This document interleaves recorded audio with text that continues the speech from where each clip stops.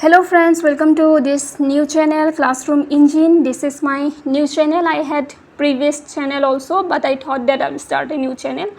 So today our topic is understand research and publication ethics, presented to you by this is me, Farhin Khan. My brief intro is I'm doing PhD in National Law University and Judicial Academy Assam, and previously I have qualified JRF and NEET. So let's begin. Now in this topic we are going to understand the very basic about research and publication ethics. Okay, now we are going to understand it practically. So this video will be introductory in its nature. It will pop some questions in your mind and leave an impact in your mind so that you can so that you will understand things better. So research.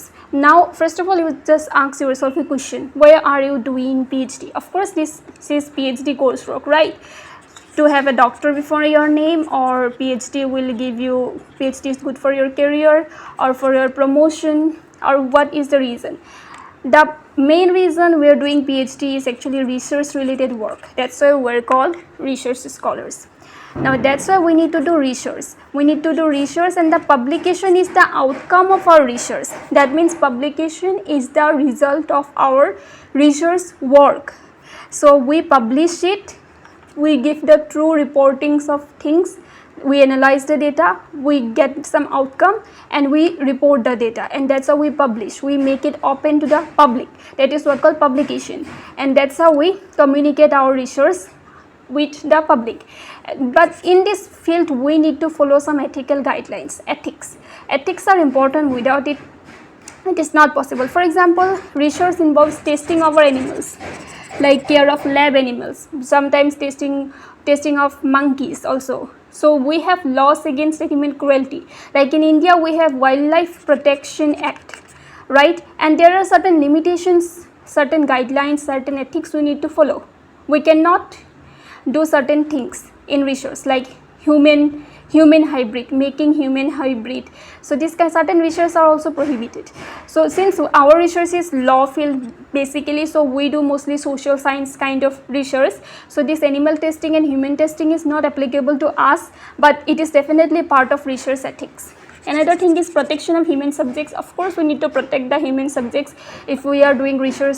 Then honesty and integrity is another important thing. This is very important because if I do data manipulation means if I do incorrect reporting, if I manipulate data to get my desired conclusion, if I don't do true reporting, then it is also breach of ethical guidelines. That's why honesty and integrity is important, because research is always for the betterment of the society. The society is involved here because we are giving 3 years of our PhD. Of course it's very tough to get a PhD seat in any institution and any university, right? And we are giving 3 years. If I do something wrong, if we are not able to do correct reporting, then our PhD will be like useless, because the main purpose is to do something better for the society. That is the main object. The object is not always like having a doctor before your name. So then comes respecting IPR. IPR is called intellectual property rights, as you are very well aware of it.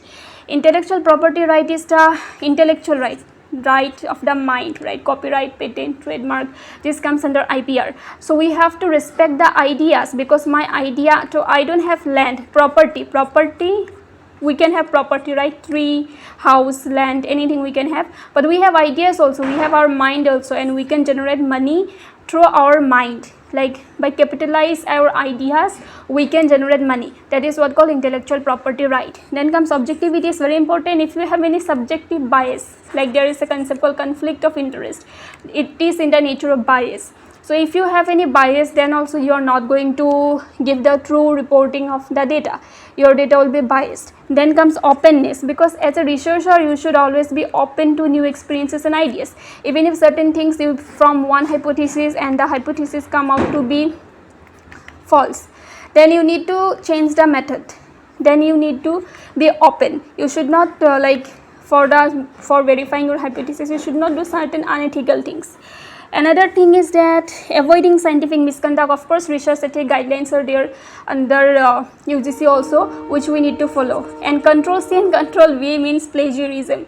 Plagiarism means copying, pasting others' ideas you are copying others ideas without giving due credit to the person, that means without giving any citation. That is a very serious misconduct, right? Control C and Control V.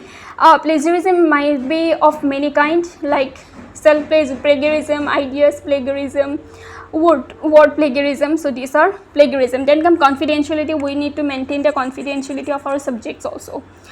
And another thing is that informed consent, that is, if I am going to take, my topic is drug, relating to the drug, the issue of drug, if I go and do research, if I take some samples, if I send questionnaire to rehabilitation centers, then I need to ask their consent also, whether they are willing. It should be voluntary, and I should take informed consent. Another is responsible publishing. There are certain publishing guidelines also, which is important, and data management is also important. So this is the basic intro. Now let's move to the next slide.